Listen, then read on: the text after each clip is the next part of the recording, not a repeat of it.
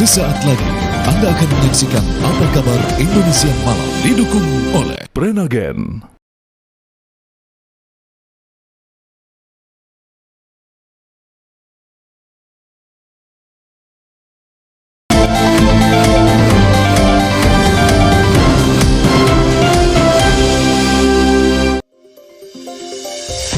Assalamualaikum warahmatullahi wabarakatuh. Selamat malam pemirsa. Apa kabar Indonesia Malam kembali lagi hadir menemani Anda selama 2 jam ke depan.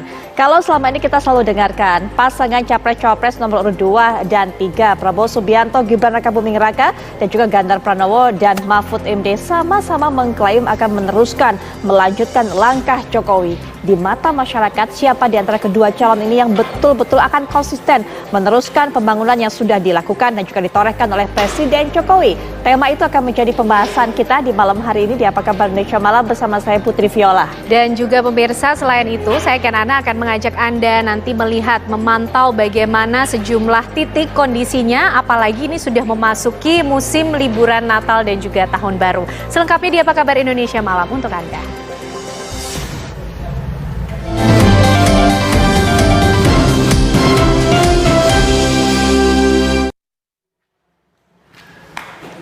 Pemirsa, kita awali jumpa kita malam hari ini dengan melihat kabar mengenai usaha Firly Bahuri, Ketua KPK nonaktif untuk mengelak dari status tersangka yang ditetapkan dari Polda Metro Jaya pupus sudah.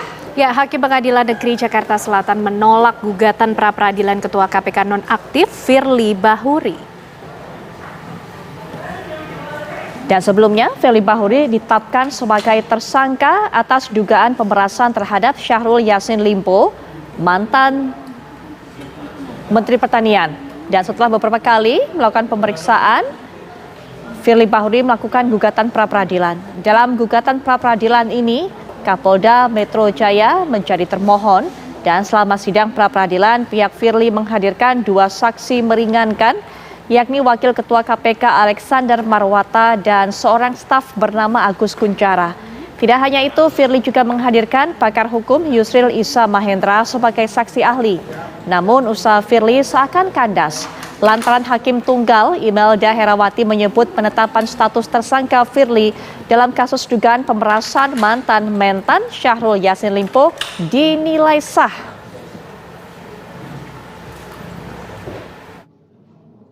Menyatakan permohonan pra-peradilan pemohon tidak dapat diterima. 2. Membebankan kepada pemohon membayar biaya perkara sebesar nihil. Ya, Komisi Pemberantasan Korupsi melakukan operasi tangkap tangan di Maluku Utara. Ya, Abdul Ghani Kasuba, Gubernur Maluku Utara diduga terkait dengan kasus jual beli jabatan. Petugas Komisi Pemberantasan Korupsi KPK melakukan penyegelan di ruang pribadi yang berada di Rumah Dinas Gubernur Maluku Utara, Abdul Ghani Kasuba, serta sejumlah kantor dinas pada Senin 18 Desember 2023 kemarin. Informasi penggeledahan dan penyegelan ruang pribadi Rumah Singgah Dinas Gubernur Maluku Utara ini dibenarkan adik kandung Gubernur, Said Kasuba, saat sejumlah awak media mendatangi lokasi Rumah Singgah Gubernur. Kedatangan tim KPK berjumlah 3 orang ke rumah singgah diduga melakukan penyegelan ruang pribadi Gubernur Abdul Ghani Kasuba di Jalan Ahmad Yani, Kelurahan Tanah Raja, Kota Ternate, sekitar pukul 19 waktu Indonesia Timur. Terpantau Gubernur Maluku Utara tidak berada di kediamannya. Rumah Dinas Gubernur Maluku Utara dilakukan petugas KPK lantaran dugaan korupsi di sejumlah dinas di Maluku Utara serta kasus jual beli jabatan. Kantor dinas yang telah disegel yaitu Kantor Bapeda, Kantor Badan Pengelolaan Keuangan dan Aset Daerah atau BPKAD, Kantor Dinas Pekerjaan Umum dan Perumahan Rakyat atau PUPR, Kantor Dinas Pendidikan dan Kebudayaan, Kantor Dinas Perumahan dan Kawasan Pemukiman atau Perkim, dan Ruang Kerja Gubernur Maluku Utara.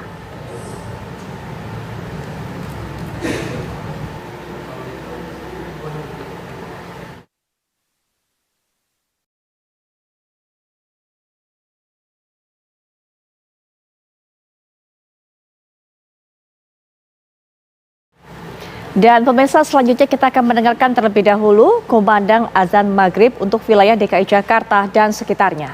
Ya, selamat menjalankan ibadah salat maghrib pemirsa bagi Anda yang berada di wilayah DKI Jakarta dan sekitarnya. Ya, dan kita akan teruskan dengan sajian kabar-kabar menarik lainnya. Pemirsa, puluhan warga Desa Citepsen, Kecamatan Cihara, Kabupaten Lebak, Banten yang tergabung dalam Aliansi Peduli Jalan menggelar aksi unjuk rasa di depan gedung DPRD Lebak.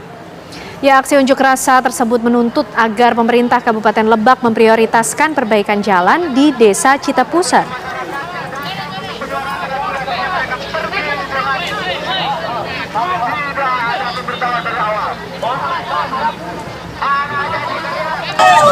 Pemirsa, Anda bisa saksikan ini merupakan suasana aksi unjuk rasa puluhan warga di depan kantor DPRD Lebak. Dan masa aksi menuntut agar pemerintah Kabupaten Lebak bisa segera memperbaiki jalan di Desa Citepsen sepanjang 6 km karena jalan tersebut begitu penting bagi warga dan perbaikan jalan tersebut merupakan kewenangan kabupaten. Karena merasa kecewa, sempat terjadi dorong-mendorong antara massa aksi dengan petugas yang berjaga. Massa aksi juga membakar atribut demo sehingga seorang peserta aksi menjadi korban karena terbakar pada bagian kakinya dan harus dibawa ke rumah sakit. Ilham Haikal Ridho, koordinator aksi, mengatakan jika aksi unjuk rasa ini sebagai bentuk kekecewaan warga kepada pemerintah Kabupaten Lebak. Pasalnya pemerintah Kabupaten Lebak dinilai hanya sekedar berjanji memperbaiki jalan tersebut, tapi sampai saat ini perbaikan tersebut belum saja dilakukan.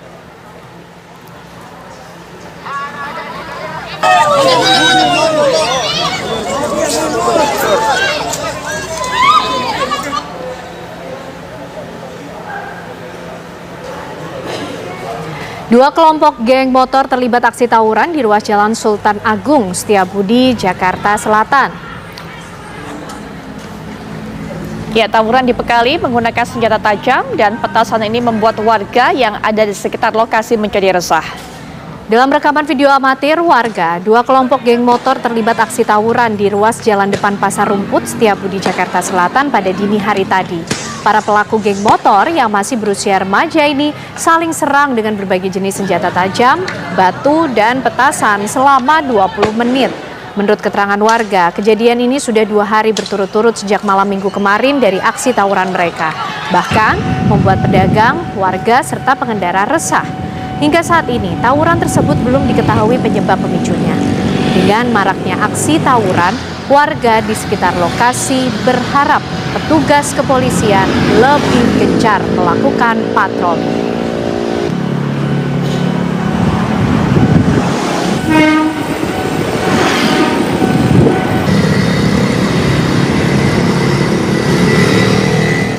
Dua rumah milik warga di Cibadak, Kabupaten Sukabumi, Jawa Barat dibakar warga. Rumah semi permanen ini dibakar warga lantaran kesal rumah tersebut dijadikan tempat maksiat, yakni tempat kumpul kebo alias hidup bersama pasangan tanpa ikatan pernikahan. Aksi ini pemirsa dipicu karena kedua rumah semi permanen tersebut diduga dijadikan tempat maksiat, tempat kumpul kebo alias hidup bersama pasangan tanpa ikatan pernikahan. Menurut Ketua RT setempat, pembakaran dan pembongkaran rumah tersebut dilakukan setelah banyaknya laporan warga yang resah dengan aktivitas di rumah tersebut. Sebelumnya warga sudah memperingatkan penghuni rumah, namun tak dianggap oleh penghuni rumah. Sementara itu penghuni rumah bersama pasangannya telah diusir oleh warga agar tidak kembali lagi ke lokasi tersebut. Beruntung api tidak menjalar dan merambat ke pemukiman lain karena petugas langsung memadamkan api.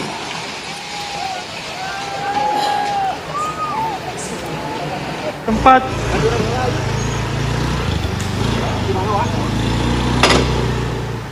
heboh, PPATK menemukan transaksi dana kampanye mengalir bukan ke rekening khusus dana pemilu dan uang sekitar triliunan rupiah mengalir ke rekening partai dan pihak terkait. Ya, PPATK disarankan menindaklanjutinya ke jalur hukum demi tegasnya demokrasi.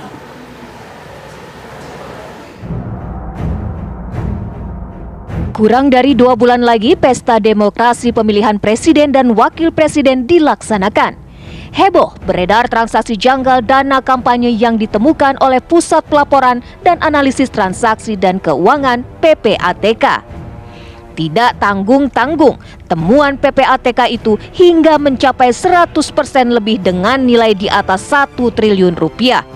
Dana tersebut beredar bukan ke rekening khusus dana kampanye atau RKDK, melainkan masuk ke rekening partai politik dan pihak terkaitnya. Kecurigaan ini disampaikan oleh pihak PPATK karena ada kekhawatiran dana tersebut dilakukan oleh pelaku kriminal untuk kepentingan kampanye. PPATK menemukan transaksi keuangan mencurigakan terkait dengan dana pemilu. Kalau kita lihat dari aturan yang ada itu, rekening dana kampanye partai politik itu kan masuk ke rekening khusus dana kampanye ya. Nah, seharusnya dari rekening RKDK inilah kelihatan kalau keluar masuk dana kebutuhan kampanye atau lainnya itu bisa tergambar. Nah, justru pada RKDK yang harusnya keluar masuknya itu tinggi, malah dia melandai. Nah, lalu di sisi lain rekening dari beberapa partai politik itu dan pihak terkaitnya justru melonjak secara tajam, bahkan di atas 100% dengan nilai lebih dari 1 triliun rupiah. Nah, ini yang unsur mencurigakan. Kekhawatiran akan lemahnya demokrasi dengan politik-politik uang, Sekjen PDIP Hasto Kristianto menanggapi perlu adanya tim independen yang mampu menjadi wasit demi tegaknya demokrasi. Sehingga segala bentuk kecurangan dapat terawasi, bagi partai pun semua aliran dana keluar dan masuk dapat terawasi. Misalkan dana pemasangan baliho dan lain sebagainya. Kami meminta bantuan pada kelompok-kelompok pro-demokrasi sebagaimana Bapak Nur Khalis Majid almarhum itu mampu saat itu mendirikan KIP, Komite Independen Pemantau Pemilu, untuk juga ikut menjadi wasit yang baik antar partai politik, antar calon, supaya bisa dilihat. Misalnya sekarang ada partai yang tanpa diketahui dari mana tiba-tiba bisa memasang balihonya di seluruh Nusantara. Balihonya itu lebih banyak daripada jumlah pengurusnya. Ini harus ada yang menghitung. Ada yang menghitung berapa, apakah nanti partai-partai itu melaporkan berapa biaya pemasangan baliho, berapa jumlah baliho yang dipasang. Sehingga memang untuk menjaga fairness dan mendorong peningkatan kualitas demokrasi Indonesia diperlukan komite independen. Politikus Partai Gerindra Wihadi Wiyanto lebih mengedepankan agar tidak meluas temuan itu segera diajukan laporan sehingga dapat dilanjutkan pada proses hukum. Kalau kita melihat juga di sini bahwa apa yang disampaikan oleh PPATK ini, kalau itu terkait dengan permasalahan korupsi, saya kira permasalahan ini tidak menjadi polemik, ya sudahlah, kita mesti harus tarik itu kepada penegakan hukum. Penegakan hukumnya di mana? Orangnya siapa yang melakukan itu? Apakah kemungkinan juga yang namanya perusahaan atau perorangan yang mungkin terlibat korupsi, mungkin mentransfer itu pun juga saya kira tidak mempunyai suatu perkiraan, atau mungkin mereka itu random saja, gitu kan. Nah, tapi di sini kita harus jelas, PPATK harus jelas bahwa di mana kita harus melakukan klarifikasi. Senada dengan itu, temuan PPATK perlu ditindaklanjuti Bawaslu sehingga dapat ditarik ke jalur hukum sesuai dengan aturan yang berlaku. Saya kira Bawaslu bisa kemudian menelusuri lebih lanjut soal temuan PPATK ini, karena yang mendapatkan informasi lebih rinci adalah Bawaslu, untuk dikomparasi kemudian dengan praktik pembelanjaan kampanye di lapangan dan juga kebenaran terkait dengan laporan dana kampanye yang dibuat. Sebab Undang-Undang Pemilu mengatur bahwa kalau ada laporan dana kampanye atau rekening khusus dana kampanye yang melakukan pencatatan dengan tidak benar, itu merupakan tindak pidana, baik peserta pemilunya atau setiap orang yang terlibat di dalam pencatatan laporan dana kampanye yang tidak benar, itu diancam dengan ancaman hukuman pidana. Tim TV One mengabarkan.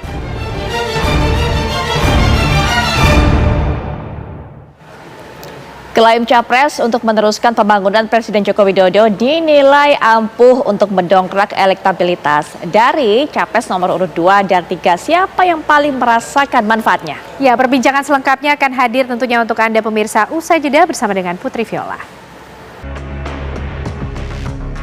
Mendekati Pilpres 2024, dua calon presiden saling klaim sebagai penerus program Jokowi semakin mencuat di ruang publik.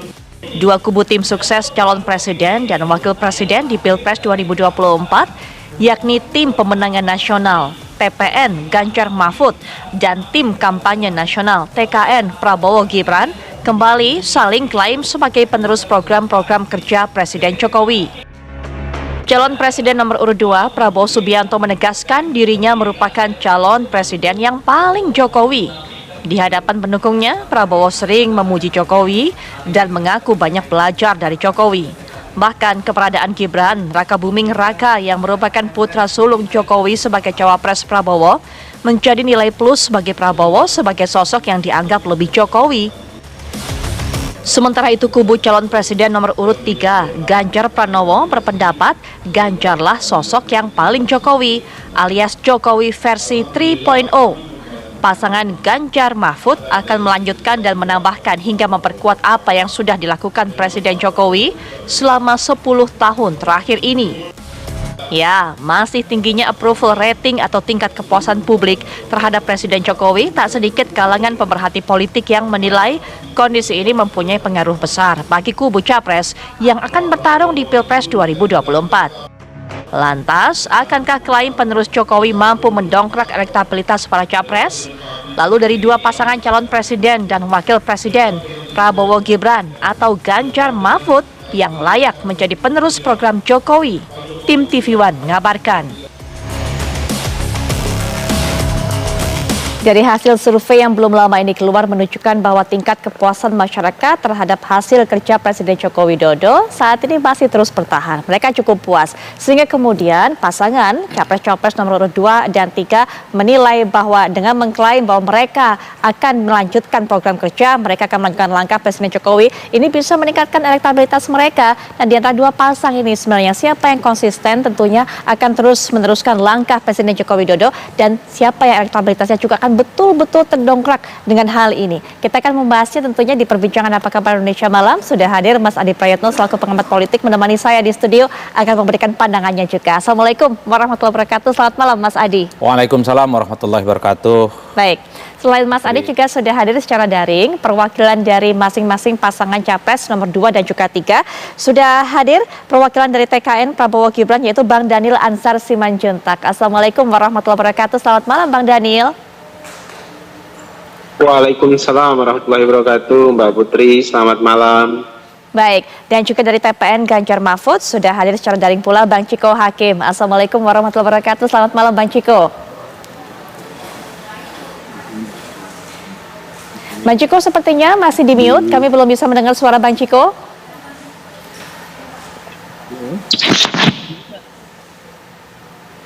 Ya, Bang Ciko, bisa mendengar suara saya? Oke, kami masih memperbaiki jaringan kami dengan Bang Ciko, tapi kita juga akan mendengar bagaimana pendapat Mas Adi. Mas Adi, ketika kedua calon ini saling klaim, sebenarnya siapa yang merasa paling diuntungkan dengan klaim ini? Kalau kita melihat mulai dari hasil debat, pandangan masyarakat, elektabilitas yang juga dirilis oleh survei atau berbagai lembaga survei belakangan ini. Satu hal yang ingin saya katakan Putri, bahwa kenapa Jokowi ini paling diklaim ya, khususnya bagi kubu Ganjar dan kubunya Pak Prabowo. Karena dua hal tentu saja. Pertama karena Jokowi ini presiden, yang kedua punya pengaruh yang cukup luar biasa. Mengingat approval ratingnya kan hampir mencapai 80%. Oleh karena itu, siapapun orang, sosok yang teridentifikasi didukung oleh Pak Jokowi, maka sangat mungkin akan mendapatkan berkah elektoral, terutama dari pendukung-pendukung Jokowi yang memang akan mengikuti secara umum kecenderungan politik Jokowi itu kemana. Ini yang sepertinya menjelaskan kenapa misalnya sekalipun publik tahu bahwa Jokowi itu pastinya mendukung Prabowo Subianto karena di situ ada variabel Gibran, tapi pada saat yang bersamaan sepertinya kubu Pak Ganjar tidak mau kalah dalam konteks itu. Karena apapun sampai hari ini Jokowi itu masih teridentifikasi juga bagian dari PDIP. Betul. Dan ada sebagian kecil masyarakat yang juga belum tahu sebenarnya bahwa Pak Jokowi itu beda pilihan politik dengan PDIP, beda pilihan politik dengan Pak Ganjar Pranowo. Ini yang sepertinya sedang disasar betul oleh masing-masing kubu untuk mengkapitalisasi bagaimana pengaruh Jokowi di Pilpres 2024 itu cukup luar biasa. Itu yang pertama ya. Yang kedua, kalau ditanya kira-kira siapa yang dirugikan dan diuntungkan, ya tentu kubunya Pak Ganjar dirugikan. Dulu memang sebelum ada Gibran maju sebagai pendamping Prabowo Subianto, mostly hampir semua pendukungnya Pak Jokowi itu adalah mereka yang terafiliasi sebagai pemilih yang memilih Ganjar Pranowo sebagai kontestan di Pilpres. Tapi ketika Gibran secara definitif maju Pilpres ditetapkan oleh KPU sebagai pendampingnya Pak Prabowo Subianto, maka pendukung-pendukung Jokowi yang lain di luar PDIP khususnya, di luar P3 khususnya juga nyebrang menjadi bagian dari pendukungnya Pak Prabowo Subianto. Ini yang sepertinya sedang dibangun betul oleh teman-teman kubunya Pak Ganjar Pranowo supaya pemilih Jokowi yang dulu ke Ganjar Pranowo kemudian hijrah ke Prabowo Subianto itu ditarik kembali, nyebrang kepada Pak Ganjar dengan mengidentifikasi bahwa Pak Ganjarlah adalah orang yang sejak awal di-endorse dan didukung oleh Pak Jokowi. Kan ini narasi-narasi besar yang sebenarnya sedang diikhtiarkan supaya pendukung Jokowi yang pindah ke Pak Prabowo Subianto itu migrasi dan pindah lagi ke kubu Pak Ganjar Pranowo. Ini yang sepertinya sedang diusahakan betul kurang lebih selama 2 bulan ke depan, bagaimana pendukung Pak Jokowi itu sedang diperebutkan oleh masing-masing kubu. Meski kita tahu bahwa pendukungnya Pak Jokowi di Pilpres 2019 itu terbelah.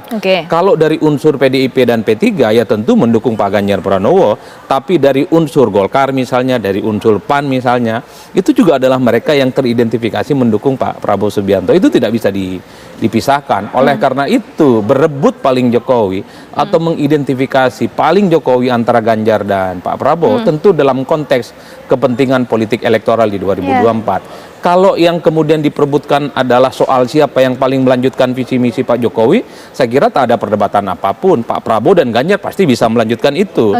Kalau kemudian paling teridentifikasi siapa yang paling dekat dan paling lama dengan Pak Jokowi, baik Pak Ganjar ataupun Pak Prabowo sama-sama pasti merasa dekat dengan Pak Jokowi. Satu fakta politik yang memang hari ini yang agak berbeda, bahwa Pak Jokowi bisa dipastikan di 2024 ya bersama dengan Prabowo karena ada faktor Gibran lah di situ. Inilah yang sepertinya memang ada upaya-upaya bagaimana pengkubuan terutama pada pendukung Pak Jokowi itu bisa dimaksimalkan untuk mendukung salah satu calon. Siapa yang paling kuat mengkapitalisasi posisinya Pak Jokowi, ada keyakinan bahwa dialah yang kemudian akan mendapatkan faedah elektoral secara signifikan. Baik, Bang Ciko, berjualan narasi menjadi yang paling Jokowi, melanjutkan program kerja dari Pak Jokowi. Bahkan juga Mas Arya Bima ini mengatakan bahwa yang namanya Pak Ganjar ini merupakan Jokowi 3.0. Apakah kemudian ini betul-betul bisa maksimal, Bang Ciko, bisa menarik tadi para pemilih terutama yang tadinya bukan bagian dari PDIP kemudian sudah menyeberang ke 02, Bang Ciko? Gini aja deh, sekarang kita lihat ada Bang Daniel Ansar di sini, sahabat saya, ada saya Ciko Hakim. Saya 2 kali menjadi pendukung Jokowi di 2 Pilpres, Bang Daniel Ansar menjadi posisi dari mendukung calon yang lain di 2 Pilpres. Nah, kenapa saya mendukung Pak Ganjar sekarang? Karena Pak Ganjar yang saya yakini dapat melanjutkan apa yang menjadi program-program Pak Jokowi, dan selama 2 periode ini saya mendukung betul semua program-program Pak Jokowi, dan saya melihat ini hanya bisa dilanjutkan oleh Pak Ganjar ya kalau dibandingkan 2 paslon lain. Itu satu. Yang kedua, yang tadi disampaikan oleh Mas Tadi, kita tahu sendiri bahwa Presiden ini selalu mengatakan beliau netral, dan dia memberitakan pada anak buahnya supaya netral. Jadi agak menyesatkan kalau dibilang sudah pasti Pak Jokowi ini berada bersama Pak Prabowo dan Gibran, walaupun itu putranya, bisa aja dia memajukan putranya untuk latihan, kan kita nggak tahu ya. Nah, ini kan banyak alasan untuk itu. Nah, justru dengan mengatakan bahwa pasti Pak Jokowi sudah bersama Prabowo dan Gibran, sementara sekarang ada indikasi-indikasi kecurangan di lapangan, ketidaknetralan aparat dan lain-lain, dan ini terlalu nyata terlihat, bahkan ini akan menggerus kepercayaan masyarakat pada Pak Jokowi kalau betul Pak Jokowi berpihak pada salah satu paslon. Karena ketidaknetralan aparat ini terindikasi berpihak pada salah satu paslon yang bukan Ganjar dan Mahfud. Nah, ini juga berbahaya kalau terus-terus dinarasikan bahwa Pak Jokowi ini sudah bersama salah satu paslon. Itu yang ketiga, kenapa kita meyakini bahwa Ganjar adalah Jokowi 3.0? Ini semua bukan ngarang-ngarang karena elektabilitas turun dan lain-lain. Kita bisa melihat dari visi misi kami, visi misi Ganjar dan Mahfud, semuanya tidak ada yang bertentangan dengan program-program Pak Jokowi sekarang. Yang ada adalah penambahan, peningkatan, dan percepatan kalaupun ada yang berbeda. Nah, ini juga kita bisa lihat. Salah satunya, contohnya, Pak Jokowi ini selalu menggaung-gaungkan bahwa Indonesia harus menjadi poros maritim dunia. Nah, di mana di dalam program ekonomi kita ada program Blue Economy yang itu melakukan peningkatan terhadap apa yang dicita-citakan oleh Pak Jokowi, bahwa kita menyadari bahwa 77% wilayah kita adalah wilayah maritim dan di mana hanya menyumbangkan 7% PDB, dan ini kita memberikan solusi agar cita-cita bersama tentang poros maritim Indonesia dihargai dan dilihat sebagai poros maritim dunia, itu salah satunya dengan memajukan blue economy itu. Nah, ini yang ada dalam visi misi kita dan tidak ada di visi misi paslon lain. Itu baru salah satu. Di lain yang lainnya tentunya ketika kita mengunjungi IKN Pak Ganjar, dianggap itu tiba-tiba Jokowi. Enggak, itu ada di dalam program kami, di visi misi kami yang terdaftar di KPU, bahwa kita akan melakukan percepatan pembangunan IKN. Luar biasa nggak? Jadi bukan hanya keberlanjutan, tapi percepatan. Nah, itu kenapa 3 point, salah satunya adalah Pak Jokowi sudah gesit, Pak Ganjar akan lebih cekatan lagi kan, lebih mudah kan gitu. Nah, soal belusukan, saya kasih contoh. Pak Jokowi ini kan suka belusukan. Nah, Pak Ganjar ini belusukan plus minus rumah warga, itu lagi tambah 1 poin saya lagi, ya kan. Nah, yang berikutnya adalah peningkatan yang saya sampaikan, bahwa kita ada juga menambahkan konsep green economy, blue economy, dan lain lagi. Dan yang terakhir, tentunya kita ingin mensinkronkan semua kartu-kartu yang sudah dijalankan oleh Pak Jokowi dan berhasil, ya, kartu Indonesia Sehat, kartu lansia, kartu tani, kartu nelayan, dan kartu-kartu lain yang memberikan manfaat besar bagi masyarakat. Kita enhance lagi, kita sempurnakan lagi, kita membuat itu menjadi satu data, dimasukkan ke dalam KTP1, sehingga nanti NIK kita, nomor induk kependudukan, itu sudah cukup untuk menampung semua kartu-kartu yang sudah berhasil digagas dan dilakukan dalam masa pemerintahan Jokowi yang didukung penuh oleh PDI Perjuangan selama 2 periode termasuk pencalonan presiden. Baik, Pak Ciko, kita dapatkan tadi apa yang menjadi poin plus dari Pak Ganjar, kemudian sehingga dinilai bisa melanjutkan atau menjadi sosok yang paling tepat melanjutkan Pak Jokowi. Bang Daniel, apa kemudian yang membuat Pak Prabowo ini menjadi pembeda dan juga bisa mengalahkan klaim dari Bang Ciko tadi? Tapi nanti ya Bang Daniel dijawabnya setelah jeda, kami sudah kembali saat lagi.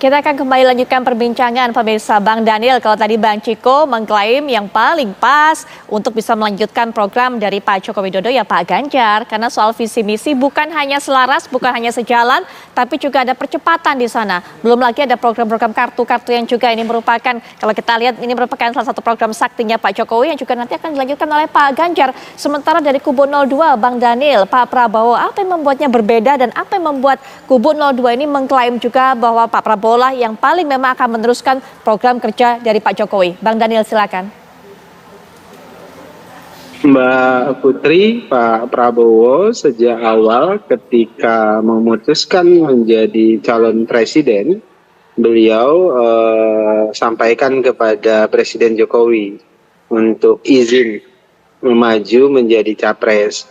Kuncinya beliau selalu sampaikan beliau hanya akan maju menjadi calon presiden apabila diizinkan oleh Pak Jokowi.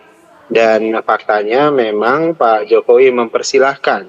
Kenapa beliau izin ke Pak Jokowi? Karena memang Pak Prabowo adalah menteri Pak Jokowi. Karena kalau kemudian beliau maju menjadi capres, tentu sedikit banyak itu pasti mempengaruhi kinerja pemerintahan, karena Pak Prabowo akan ikut bertarung di kompetisi Pilpres. Tapi kemudian Pak Jokowi memberikan restu, kemudian Pak Prabowo memutuskan maju. Itu pertama dulu.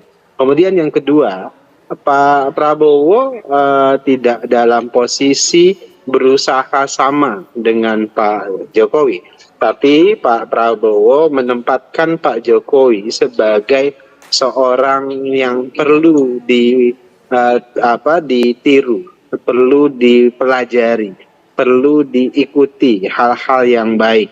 Pak Prabowo selalu bilang kalau terkait dengan banyak kepemimpinan, model kepemimpinan baik itu terkait dengan kebijakan dan gerakan politik, beliau terus terang harus banyak belajar dari Pak Jokowi. Jadi Pak Prabowo menghormati sepenuhnya Pak Jokowi sebagai orang yang pantas diikuti dan dipelajari. Jadi Pak Prabowo sama sekali tidak berusaha merasa lebih hebat atau akan bisa lebih hebat dan sebagainya. Jadi sepenuhnya beliau ingin belajar model kepemimpinan dan sebagainya. Sehingga apa yang beliau lakukan hari ini tentu adalah ingin melanjutkan model kepemimpinan dan program-program Pak Jokowi yang baik, mengakselerasi program-program Pak Jokowi yang baik. Nah, itu yang sedang dilakukan oleh Pak Prabowo. Pun demikian dengan kepemimpinan presiden sebelumnya, baik itu Pak SBY, baik itu Bu Megawati, baik itu Gus Dur sampai dengan Bung Karno. Pak Prabowo berkomitmen untuk melanjutkan program-program baik yang sudah dimulai oleh para presiden tersebut. Misalnya ya, Pak Jokowi sudah memulai banyak agenda pembangunan infrastruktur, sudah memulai banyak pembangunan irigasi, sudah memulai membangun pondasi ekonomi. Nah, hari ini Pak Prabowo ingin menyempurnakan, melanjutkan semua program-program itu, plus Pak Prabowo ingin mengakselerasi pembangunan sumber daya manusia. Itulah kenapa salah satu program unggulan Pak Prabowo itu adalah makan gratis anak sekolah dan pesantren. Kenapa? Karena program tersebut adalah program yang bisa mengakselerasi tingkat kesehatan anak-anak kita di masa depan dan bisa meningkatkan sumber daya manusia anak-anak kita di masa depan. Selain itu juga mempunyai dampak ekonomi yang luar biasa, baik itu untuk UMKM, baik itu untuk petani, baik itu untuk peternak dan nelayan. Kenapa? Karena 82 juta sasaran makan gratis itu secara otomatis punya dampak ekonomi yang luar biasa. Selain itu juga di masa depan itu akan berdampak terhadap kualitas manusia kita. Nah, ini yang jadi fokus Pak Prabowo. Selain tentu gizi, susu untuk ibu hamil agar kemudian masa depan kita juga lebih baik. Selain itu juga fokus Pak Prabowo adalah mengakselerasi program-program pembangunan ekonomi, kredit untuk perempuan. Karena Pak Prabowo punya komitmen keberpihakan yang tinggi terhadap perempuan. Perempuan harus menjadi subjek ekonomi, bukan lagi jadi objek ekonomi. Karena faktanya kemiskinan di Indonesia yang paling banyak menjadi korban kemiskinan itu adalah perempuan dan anak. Nah, inilah kenapa Pak Prabowo ingin mengakselerasi pendekatan-pendekatan pembangunan sumber daya manusia, kesehatan, dan ekonomi sekaligus. Nah, ini adalah next step dari apa yang sudah dimulai oleh Pak Jokowi. Baik. Jadi Pak Prabowo belajar dari Pak Jokowi yang baik-baik dan banyak sekali yang baik-baik itu, kemudian melakukan step-step berikutnya dari langkah-langkah yang sudah dimulai oleh Pak Jokowi. Kira-kira begitu, Mbak Putri. Baik, Bang Daniel. Mas Adi semuanya mengatakan, dua-duanya Bang Ciko, Bang Daniel mengatakan melanjutkan apa yang sudah dimulai, langkah-langkah dari Pak Joko Widodo. Kemudian juga memperbaiki. Kalau Bang Ciko mengatakan akan mempercepat, sementara Bang Daniel mengatakan akselerasi. Bagaimana melihat duanya ini? Ya, sebenarnya kalau bicara tentang siapa yang paling Jokowi di antara pendukungnya Pak Ganjar dan Pak Prabowo dalam konteks melanjutkan visi misi, saya kira tak ada bantahan apapun karena kubu Prabowo dan Ganjar sama-sama ingin melanjutkan semua hal, termasuk proyek-proyek mercusuar yang sudah dilakukan oleh Pak Jokowi. Saya kira dalam konteks itu tak ada yang bisa membantah, Putri, bahwa misalnya dalam konteks Pak Ganjar ini adalah orang yang dulu di-endorse oleh Pak Jokowi untuk maju di 2024, nggak ada bantahan apapun. Termasuk soal tak ada yang bisa membantah kedekatan antara Jokowi dan Pak Prabowo sejak lama. antara Menhan dan Menteri itu juga tidak bisa ada yang membantah. Jadi dalam konteks itulah kemudian keributan-keributannya dalam tanda kutip masih bisa diselesaikan dengan cara baik-baik. Nah cuman memang yang kemudian menjadi ramai, saya selalu membaca konteks ini terkait dengan konteks Pilpres 2024. Karena kalau tidak mendapatkan dukungan politik dari Pak Jokowi di 2024, ada kesan, ada keyakinan bahwa pemilih Pak Jokowi itu akan berkurang. Tentu akan lebih mengarah kepada mereka yang secara terbuka didukung oleh Pak Jokowi. Ini yang sepertinya sedang dilihat betul. Kalau dulu misalnya ketika Gibran berdampingan dengan Pak Prabowo, muncul eksposisi yang cukup luar biasa bahwa akan terjadi migrasi besar-besaran di antara kubu pendukung Pak Jokowi ke Prabowo Subianto, kan begitu. Tak lama kemudian muncul semacam narasi politik yang cukup kuat bahwa hanya Pak Prabowo lah yang kemudian paling sangat Jokowi dibandingkan dengan yang lain. Itu dalam banyak hal tentu sangat merugikan bagi kubunya Ganjar, karena banyak loyal voter, strong voternya Pak Jokowi, non PDIP dan P3 itu tentu mengikuti kemana kecenderungan politik Pak Jokowi yang lebih kepada Pak Prabowo Subianto. Dan pada saat yang bersamaan ketika kubu Ganjar misalnya aktif mengkritik Pak Jokowi soal politik dinasti, tentang MK-MK, tentang indeks demokrasi, ini memang tidak kondusif suasana politiknya. Karena mengkritik Jokowi di tengah approval rating yang tinggi, inilah yang kemudian akan membuat feedback yang agak kurang baik terhadap pendukungnya Pak Ganjar Pranowo. Dalam konteks itulah sebagai bagian dari strategi komunikasi politik kepada publik, khususnya ke pendukung Pak Jokowi, bahwa kita lihat misalnya narasi politik seminggu 2 minggu ini dari pendukung Pak Ganjar Pranowo bahwa sebenarnya Ganjar itu adalah replika, Ganjar itu adalah orang yang di belakangnya adalah Pak Jokowi. Yang diperebutkan adalah mereka-mereka di belakangnya Pak Jokowi, pendukungnya Jokowi, yang masih sangat mungkin akan mengubah pilihan politiknya di 2024, Putri. Saya kira di situ konteksnya. Kalau soal visi misi, proyek mercusuar ya, saya kira semua partai pendukungnya Pak Jokowi akan melanjutkan itu semua. Even PKB sekalipun juga akan melanjutkan. Sekalipun PKB itu sudah tergabung dalam koalisi perubahan. Tapi bagaimana dengan visi misi yang seperti itu disampaikan oleh pasangan 03? Apakah kemudian cukup kuat untuk bisa menahan migrasi pemilih? Tapi nanti mungkin Mas Adi bisa berikan pandangan soal ini. Termasuk juga di tengah kemudian saling klaim siapa yang menjadi paling Jokowi. Ini kita lihat ada beberapa kejadian di lapangan yang rasanya menunjukkan kepada kita bahwa Pak Jokowi ini semakin berjarak dengan pasangan 03. Tapi nanti kita akan sajikan kabar-kabarnya tentunya setelah jeda berikut ini. Kami sudah kembali.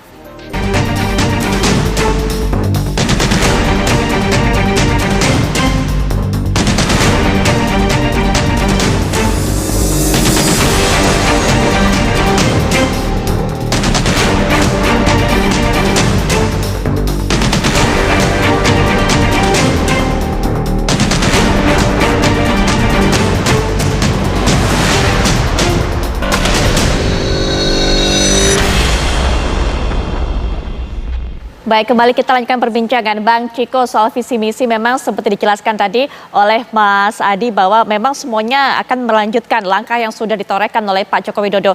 Biarkan itu masyarakat yang menilainya. Tapi ada satu lagi yang juga kemudian dinilai oleh masyarakat. Kemana kemudian kecenderungan arah dari Presiden Joko Widodo? Nah, ini memang sangat subjektif, tapi pandangan masyarakat saat ini menilai bahwa Pak Jokowi kemudian menciptakan jarak dengan pasangan 03. Bagaimana cara menilainya masyarakat? Masyarakat melihat kemana ada kemudian Pak Ganjar, di situ kemudian Pak Jokowi menyusul juga membuat agenda di sana. Saat kemudian Pak Ganjar menuju IKN, tapi kemudian Mas Gibran juga menuju IKN. Nah, hal-hal seperti ini yang sepertinya juga harus disikapi oleh pasangan nomor 03. Bang Ciko. Begini ya, saya rasa kalau itu tadi kan Pak Jokowi berulang kali berkata dia akan, itu yang harus kita jaga sebagai marwah seorang presiden yang mengatakan dia akan. Kalau soal kunjungan itu sebenarnya udah dibantah oleh istana bahwa persiapan hajar hari kunjungan presiden ke tempat itu, dan mungkin ada kebetulan dan sepertinya semesta mendukung keberadaan Pak Ganjar dan Pak Jokowi nggak boleh jauh-jauh. Tapi untuk hal-hal yang lebih serius mari kita bahas di sini. Satu, yang paling penting adalah tidak akan ada gambar Pak Jokowi pada kertas suara, yang ada adalah gambar Pak Prabowo dan gambar Pak Ganjar. Artinya kita akan memilih orang-orang yang kalau memang dianggap yang Pak Jokowi ratingnya tinggi, tentu yang akan dilihat adalah bukan sekedar dukungan atau endorsement yang kembali lagi saya katakan beliau selalu mengatakan beliau netral. Tapi yang dilihat adalah siapa yang kira-kira mampu, yang mempunyai ideologi yang sama, bukan ideologi baru yang disama-samakan. Ideologi itu ideologi kerakyatan yang saya katakan selalu berulang-ulang di berbagai acara, bahwa ideologi ini built in.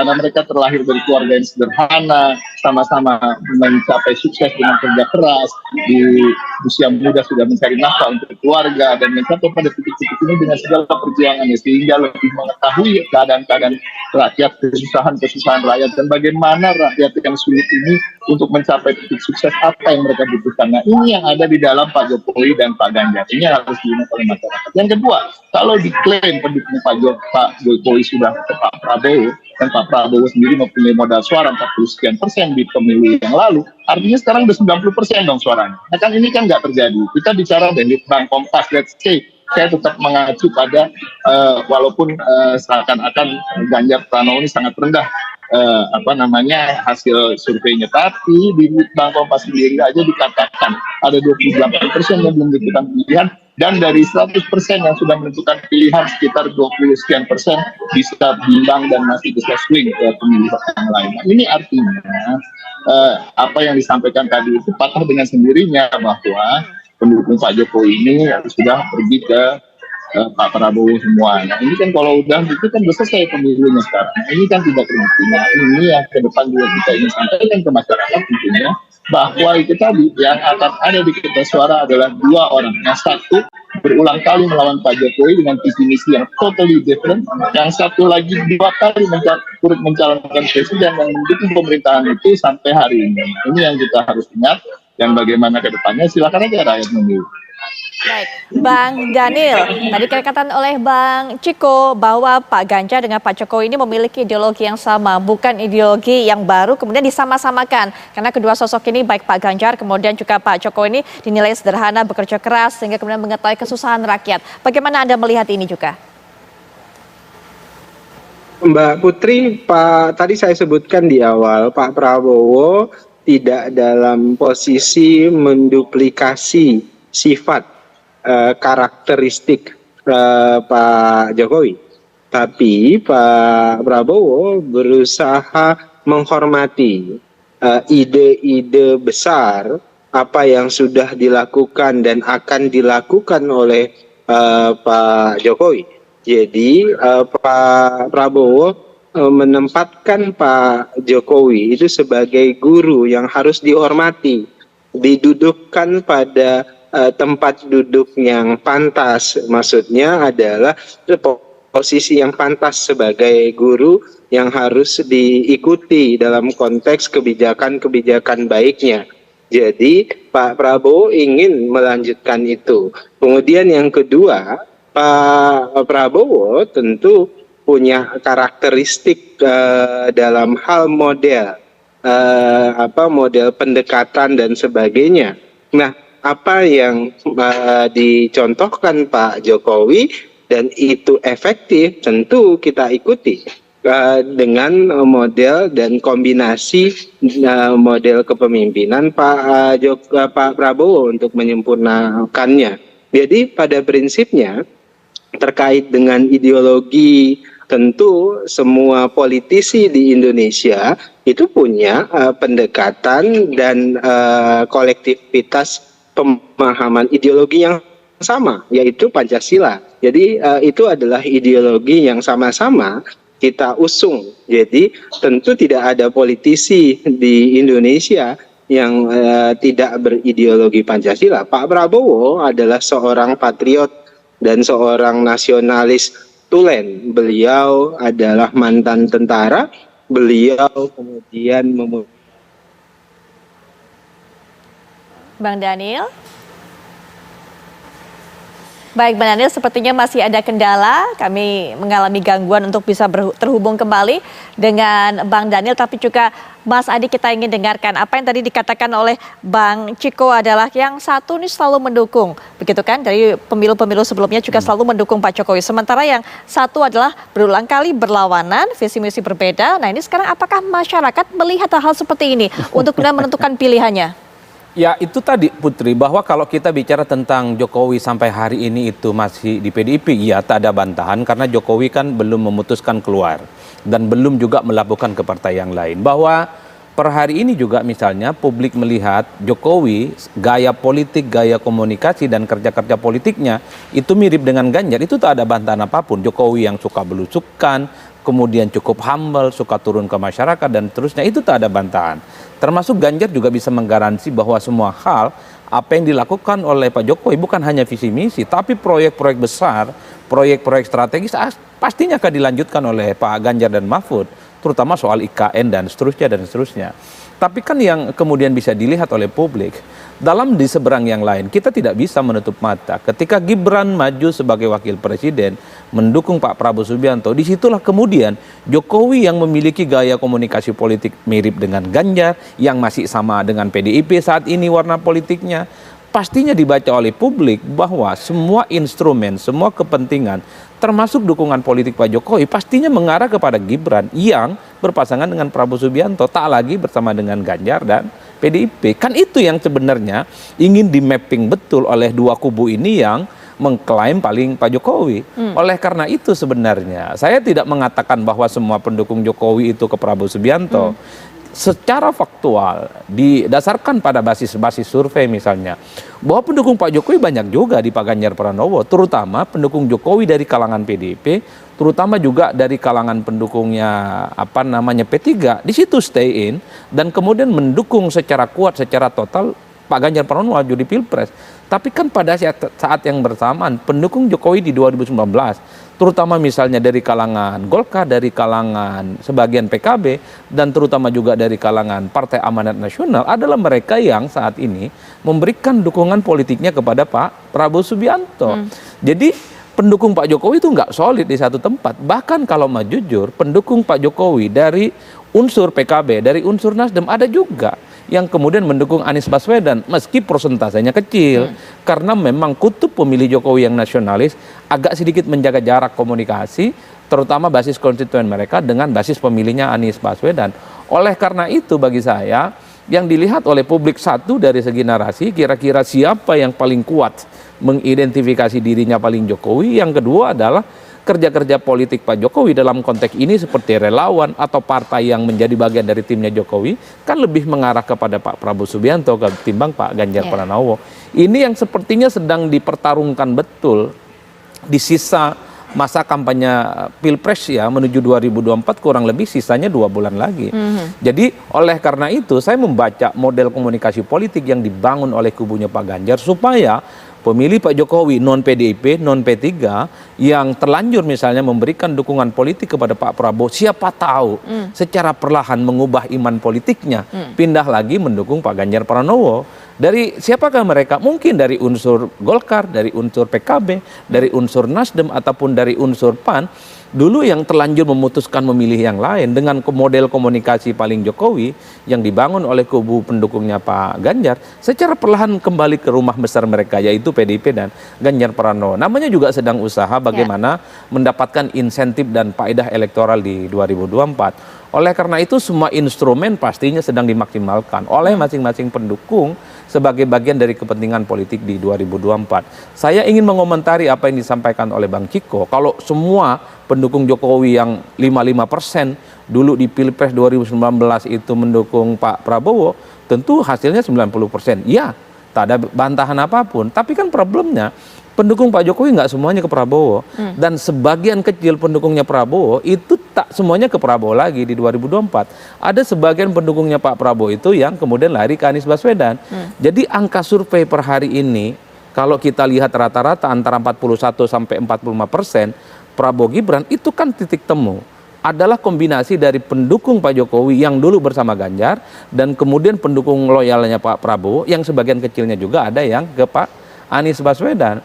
Dan bahkan kalau mau jujur, angka 44 atau 45% dari kubu Prabowo dan Gibran per hari ini itu kan hampir sama dengan perolehan Prabowo Subianto ketika Pilpres 2019 yang lalu. Kalau hanya berpikir bagaimana Prabowo ini unggul dari Anies, unggul dari Ganjar, mungkin tidak perlu kerja keras Prabowo karena memang jaraknya agak jauh di survei-survei kan. Tapi kalau bicara tentang satu putaran tentu harus kerja keras. Karena harus menambah sekitar 6% lagi. Oleh karena itu bagi saya ini kan yang agak ramai, apakah Pilpres 1 putaran ataukah 2 putaran. Yang kemudian menarik adalah kira-kira siapa yang lolos putaran kedua, Pak Ganjar kah ataupun Anies kah. Maka PR terpenting dari kubunya Pak Ganjar bagaimana mengamankan skenario putaran kedua bisa masuk dan bisa bertanding ulang ya. Dan pada saat yang bersamaan PR terbesar dari kubunya Pak Prabowo adalah bagaimana menang satu putaran. Kalau agak dua putaran agak rumit ini penjelasannya karena memang semua resource, semua kekuatan politik sudah hampir menyatu, partainya banyak, di situ ada unsur presiden yang karena di situ ada Mas Gibran ya.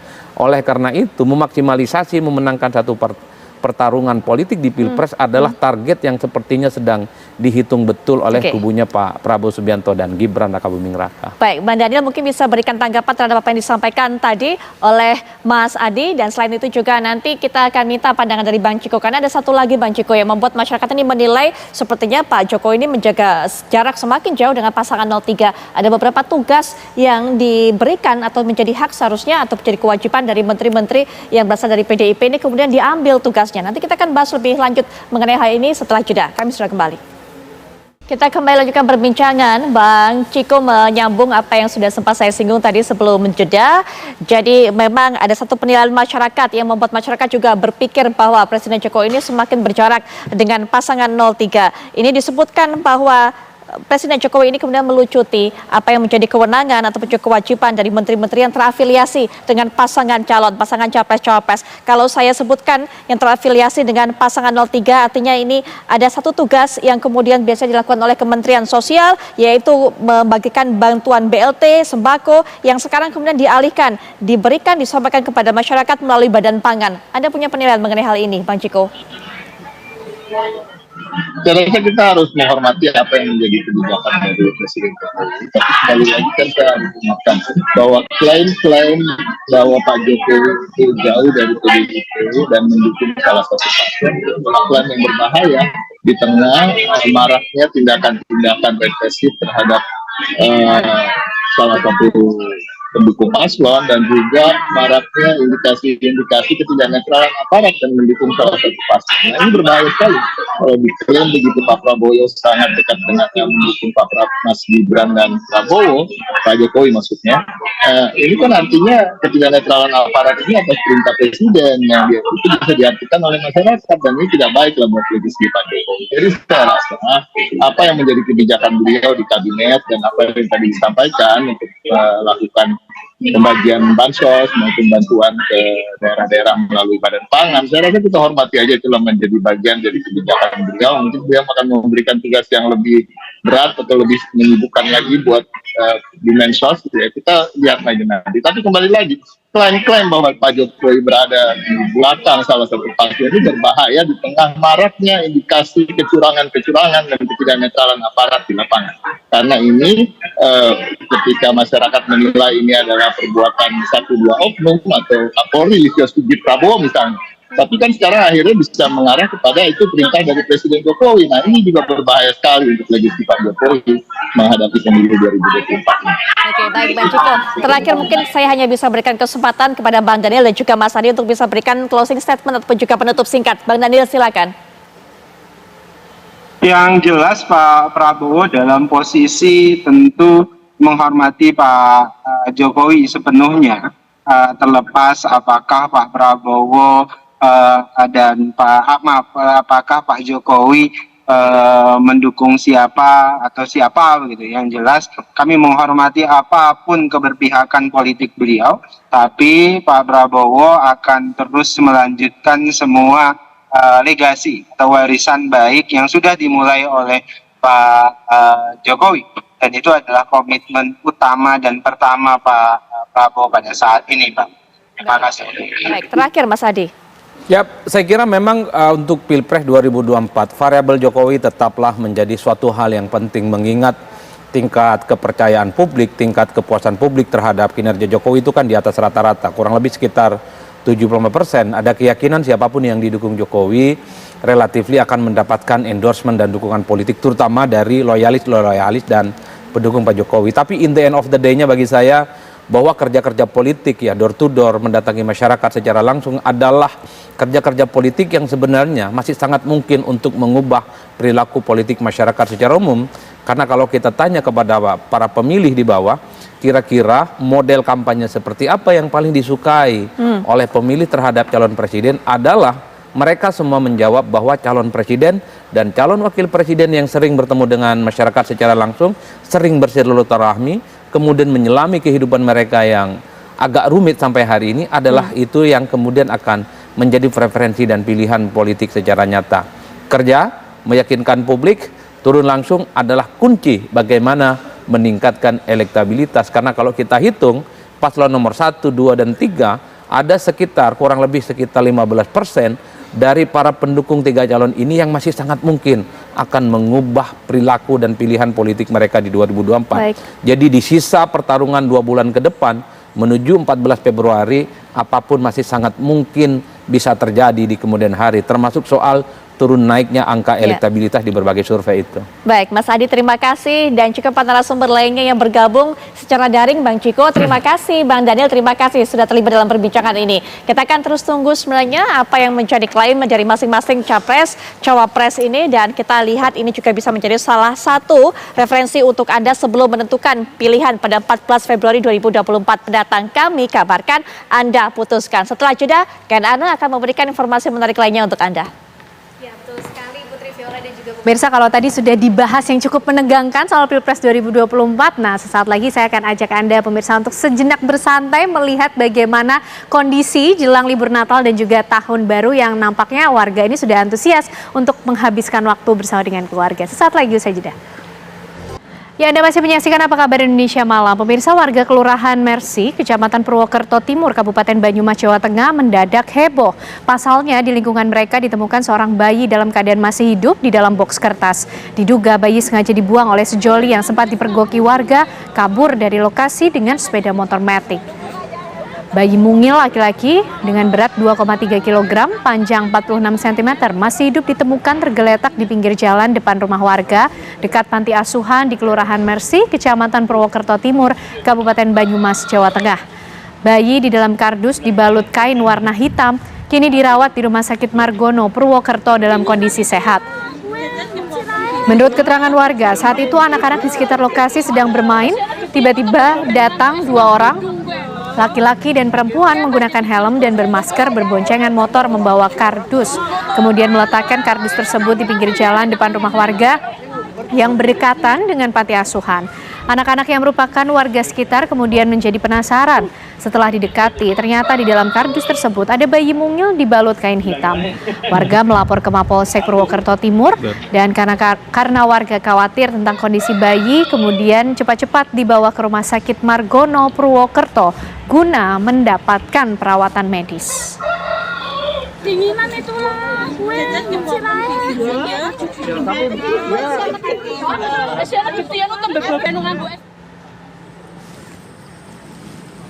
Sebuah video yang memperlihatkan sejumlah siswa SD nekat naik rakit pergi ke sekolah dan menyeberangi sungai air deras menjadi viral di media sosial. Beginilah video yang viral di media sosial saat sejumlah siswa SD yang nekat naik rakit untuk pergi ke sekolah menyeberangi sungai di Desa Bonda, Kecamatan Papalang, Kabupaten Mamuju. Kondisi yang sangat membahayakan nyawa ini dilakukan oleh sejumlah siswa SD yang terpaksa pergi ke sekolah dengan menggunakan rakit. Dipicu akibat jembatan yang menghubungkan rumah dengan sekolah putus akibat diterjang banjir beberapa waktu lalu. Aksi nekat 3 orang siswa SD tersebut mengarungi sungai dengan kondisi air yang cukup deras, apalagi jika musim hujan. Dengan tangan kecilnya, siswa SD tersebut menarik tali yang mengikat rakit agar bisa menyeberang sungai agar dapat tiba di sekolah. Akses jembatan yang putus akibat diterjang oleh banjir tersebut merupakan satu-satunya akses terdekat menuju sekolahnya bagi siswa SD yang ada di Dusun Tawaro tersebut. Setelah viral di media sosial, akhirnya pemerintah Kabupaten Mamuju akan membangun kembali jembatan darurat di lokasi jembatan putus akibat diterjang banjir agar tidak ada lagi siswa yang pergi sekolah menyeberang sungai dengan menggunakan rakit.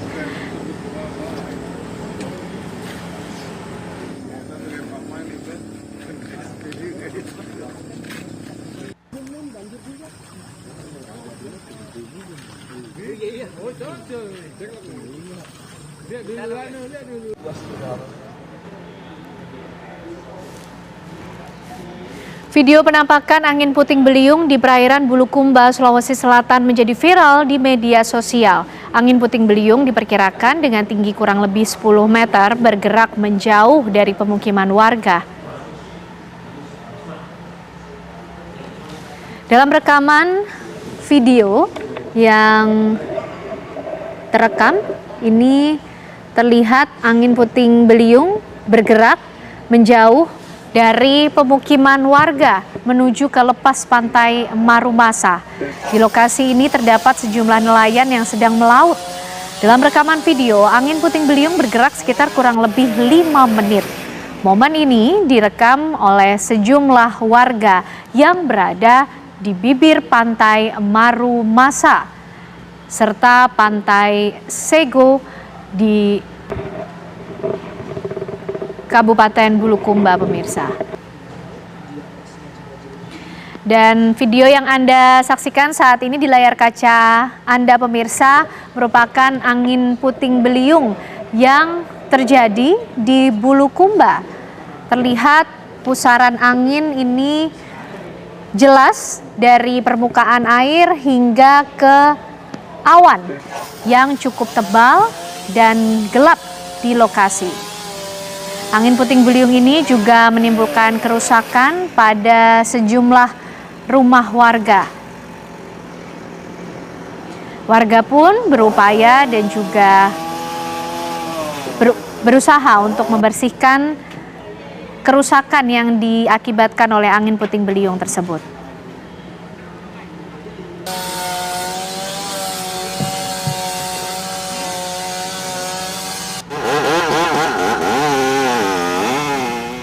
Kita beralih ke informasi lainnya, pemirsa. Komisi Pemberantasan Korupsi melakukan operasi tangkap tangan di Maluku Utara. Abdul Ghani Kasuba, Gubernur Maluku Utara, diduga terkait dengan kasus jual beli jabatan.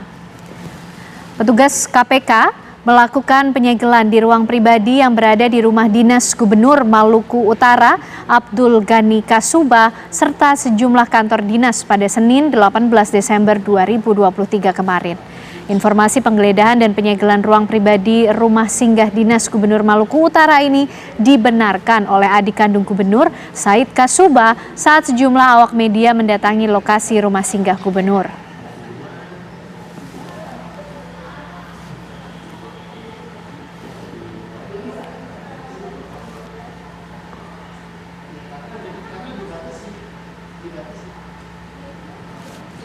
Ya, untuk memperbarui informasi mengenai operasi tangkap tangan KPK yang dilakukan atas Gubernur Maluku Utara ini, pemirsa, kami ajak Anda bergabung dengan rekan-rekan kami di lapangan. Kami ajak Anda menuju ke Maluku terlebih dahulu. Ada Iqbal di sana. Selamat malam, Iqbal. Bagaimana informasi terbaru pasca adanya tangkap tangan yang dilakukan KPK pada Gubernur Maluku Utara? Ya, baik.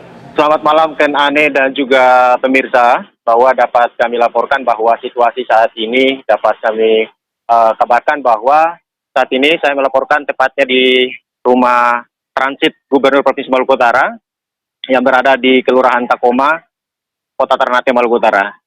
Di mana memang tampak situasi saat ini rumah transit tersebut terlihat sepi dan juga hanya dijaga oleh beberapa petugas keamanan dari pihak Satpol PP. Dan untuk saat ini yang perkembangan yang kami dapatkan bahwa sudah ada pejabat daerah yang sudah diterbangkan ke Jakarta pagi tadi dengan yang dikawal ketat oleh penyidik KPK. Yang terpantau pagi tadi ada beberapa pejabat daerah yang kami dapatkan, yaitu diantaranya itu Imran Yakub dari Kadis Pendidikan dan juga Daud Ismail PLT Kadis PU, Ridwan Arsan Kepala Biro Pengadaan Barang dan Jasa. Yang kami dapatkan saat pagi tadi ada beberapa pejabat daerah yang lebih dahulu sudah diterbangkan ke Jakarta. Namun berdasarkan informasi yang kami dapatkan juga ada susulan, ya. Ada susulan, namun informasi ini kami belum terkonfirmasi lebih detail. Namun ada beberapa pejabat yang susulan di siang hari, yakni Adnan Marhaban, Kadis Perkim, dan juga Ahmad Purbaya, Kepala Badan Pengelola dan Aset Keuangan dan Aset Daerah, yang sudah diterbangkan pada siang tadi. Namun ada beberapa pejabat lain yang kami belum terkonfirmasi lebih detail siapa-siapa saja yang ikut dalam penerbangan tersebut. Nah, sebelum dilakukannya penerbangan apapun juga yang dilakukan oleh KPK, bahwa sebelumnya juga beberapa ruangan dinas terkait yang lebih dulu dilakukan penggeledahan dan juga penyegelan oleh pihak KPK. Dan ini terkait dengan kasus ataupun juga terkait dengan kasus pengadaan barang dan jasa di Provinsi Maluku Utara. Dan pasca dilakukannya penangkapan operasi tangkap tangan oleh KPK dengan Gubernur Provinsi Maluku Utara di salah satu hotel di Jakarta. Nah, untuk informasi terakhir yang kami dapatkan juga ada sedikitnya sekitar 15 orang yang mungkin saat ini telah dimintai keterangan di gedung KPK. Namun siapa-siapa saja yang menjadi target ataupun saat ini dimintai keterangan oleh KPK belum terkonfirmasi dengan lebih detail siapa-siapa saja dan juga peran-perannya apa saja. Nah, dan untuk lebih lanjutnya nanti kita akan menunggu lagi proses nanti dilakukan oleh KPK di gedung KPK, siapa-siapa yang nanti akan dilakukan oleh KPK yang akan ditetapkan oleh tersangka. Karena saat ini mereka masih dilakukan atau diambilnya keterangan oleh pihak KPK di gedung KPK di Jakarta. Baik, terima kasih. Kembalikan ke studio. Terima kasih Iqbal Hamzah mengabarkan dari Ternate, Maluku Utara. Kita coba perbarui informasi dari gedung KPK Jakarta bersama rekan kami Adia Anwari di sana. Adia, bagaimana informasi terbaru mengenai tangkap tangan yang dilakukan KPK atas Gubernur Maluku Utara? Sudah sampai mana penanganan yang dilakukan oleh pihak KPK?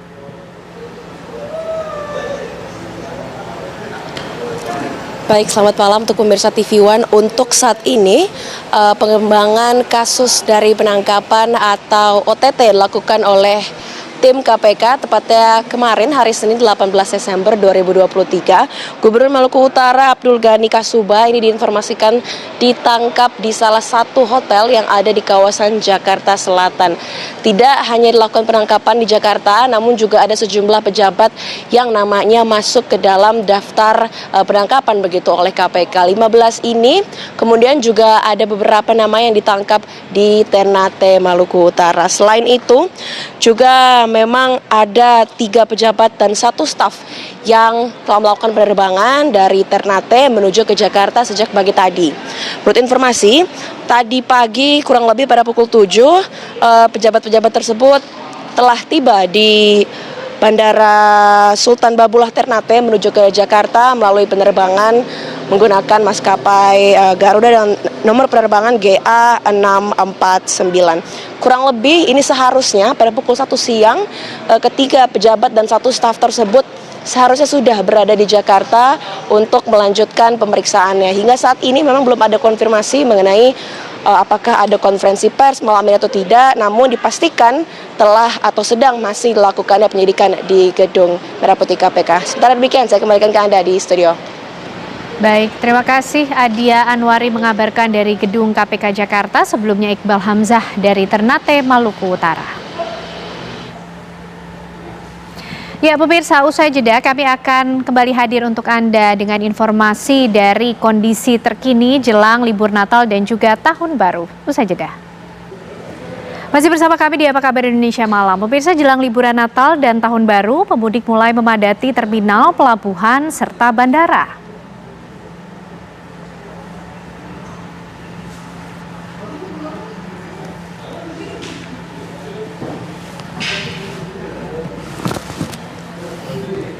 Akan mengalami peningkatan pengguna jasa yang hendak menyeberang ke Pulau Sumatera melalui Pelabuhan Merak, Banten.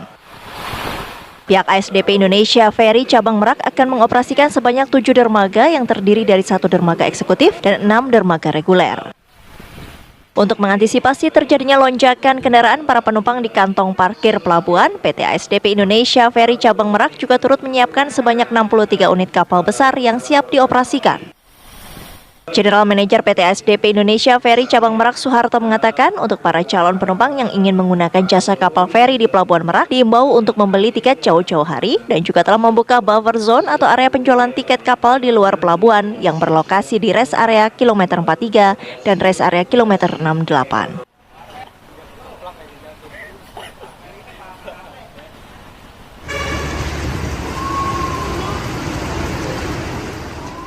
Sepekan jelang libur Nataru, para penumpang terus memadati area keberangkatan Terminal 1 Bandara Internasional Soekarno-Hatta, Tangerang, Banten. Kebanyakan penumpang pergi bersama keluarga menuju kampung halaman untuk menikmati liburan pada momen Natal Tahun Baru lantaran sudah mendapatkan cuti libur.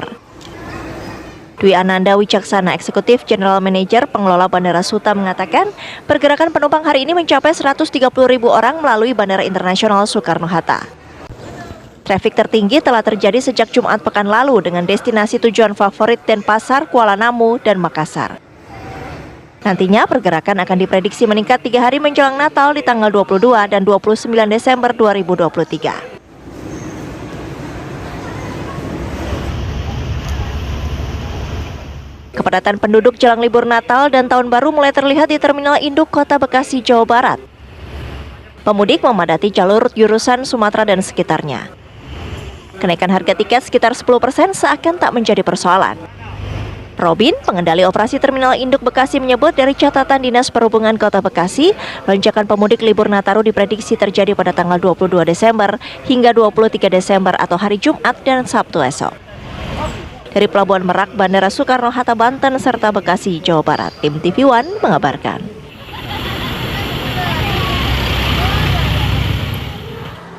Ya, jelang liburan Natal dan juga Tahun Baru, pemudik ini mulai memadati terminal, pelabuhan, dan juga bandara. Kami ajak Anda pemirsa untuk melihat bagaimana kondisi terkini di sejumlah titik bersama rekan-rekan kami yang sudah siap mengabarkan Anda dari lapangan. Kita menuju ke Merak, Banten terlebih dahulu, ada Siti Marufah di sana. Siti, pantauan Anda malam hari ini bagaimana pergerakan penumpang yang ada di pelabuhan?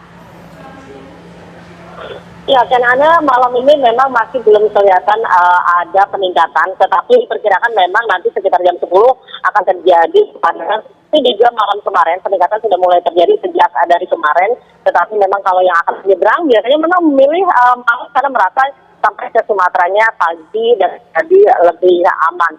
Dan sementara itu PT ASDP sendiri sudah menginformasikan bahwa untuk para pengguna kendaraan yang akan menyeberang, para pengguna jasa Pelabuhan Merak ini untuk membeli tiket jauh-jauh hari atau juga membeli tiket sebelum memasuki area Pelabuhan Merak, yaitu sekitar 5 km atau 4,7 km dari Pelabuhan Merak. Hal ini dilakukan untuk menghindari antrian kendaraan karena memang cukup banyak juga yang menjual tiket-tiket di sekitar area pelabuhan dan ini menyebabkan antrian kendaraan yang akan menuju Pelabuhan Merak.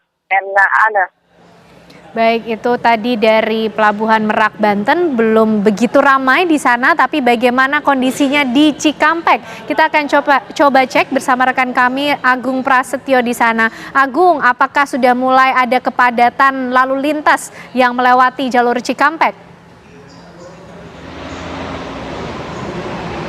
Ya, selamat malam dan Anda juga pemirsa, informasi terbaru pantauan arus lalu lintas jelang libur Natal dan Tahun Baru. Memang pada malam hari ini di ruas tol Jakarta Cikampek terpantau ramai dan lancar, dan memang pada tadi sholat maghrib terlihat adanya kenaikan volume kendaraan menjelang rest area di kilometer 57, dan memang banyak kendaraan yang memanfaatkan melakukan perjalanan pada sore ke malam hari untuk mengantisipasi triknya matahari di perjalanan.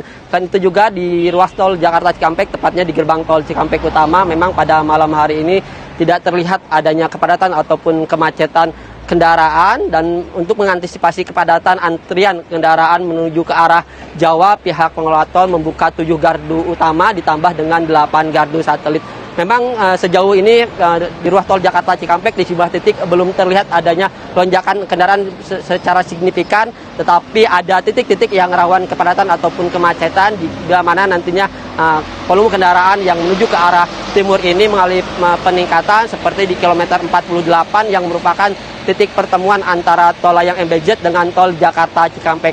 Dan memang titik kepadatan juga kerap terjadi di menjelang rest area kilometer 57. Dan selain itu juga dapat kami informasikan memang pihak Jasa Marga memprediksi untuk puncak arus mudik Natal akan terjadi pada hari Jumat tanggal 22 Desember mendatang.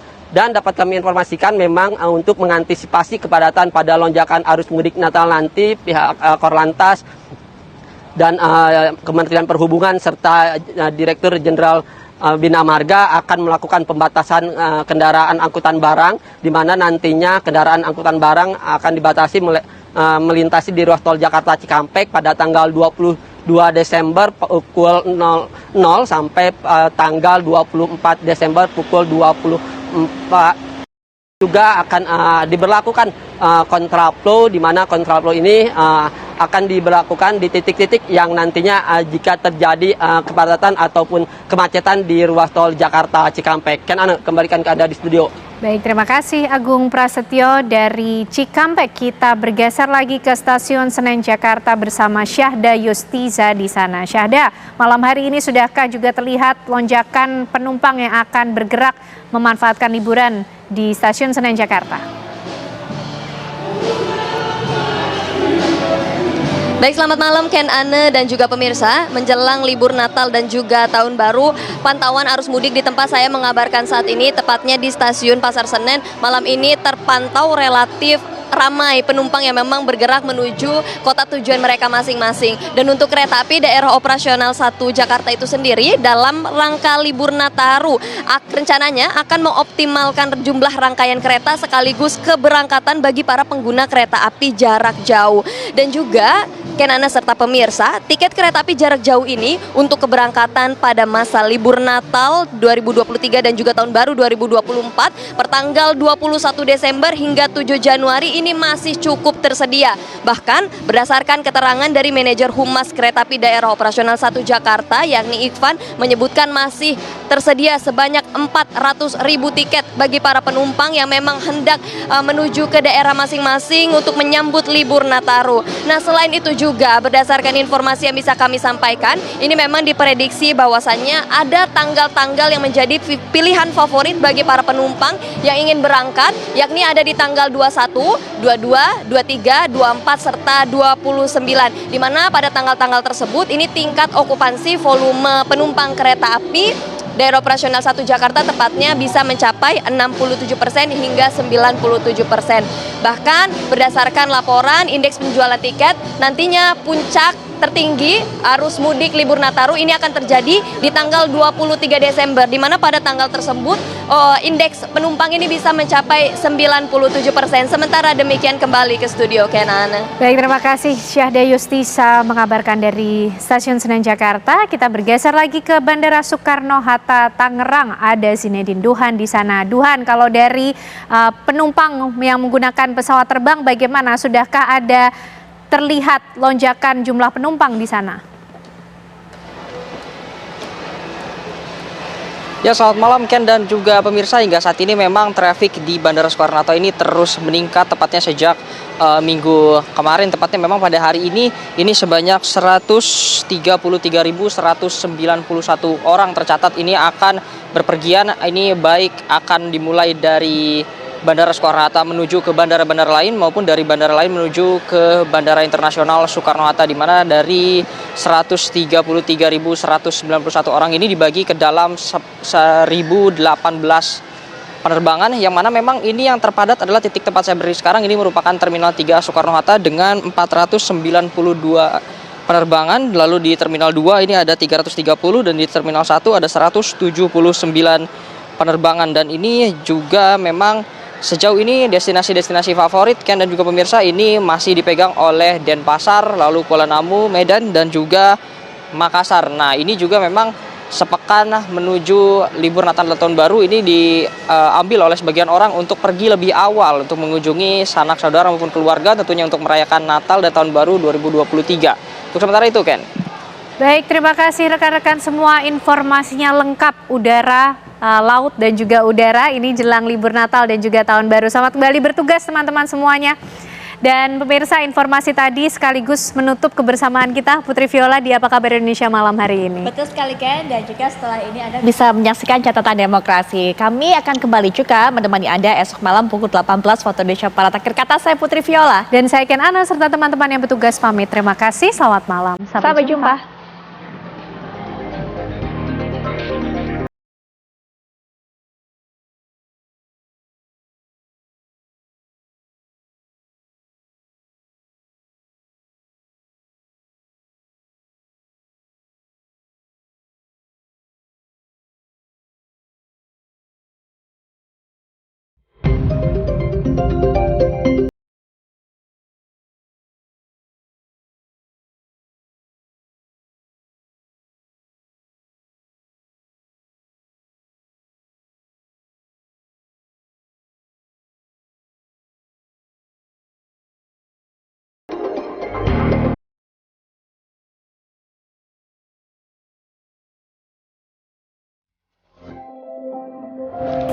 Sebelum beraktivitas, jangan lupa persiapkan seluruh peralatan yang perlu dibawa. Salah satunya air mineral untuk memenuhi kecukupan cairan tubuh untuk dapat menjaga produktivitas kita. Di setiap perjalanan ke kantor, aku nggak pernah lupa air mineral di dalam tas aku. Dengan kemasan terproteksi seperti ini, aku nggak usah khawatir karena ini higienis dan bebas dari pemalsuan.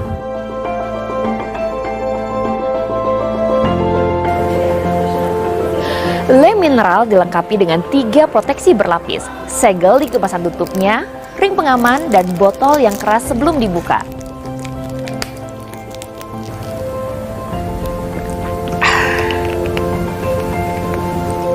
Le mineral rasanya lebih segar karena mengandung mineral esensial, jadi jangan lupa minum le mineral setiap hari. Rasanya nggak bikin enak.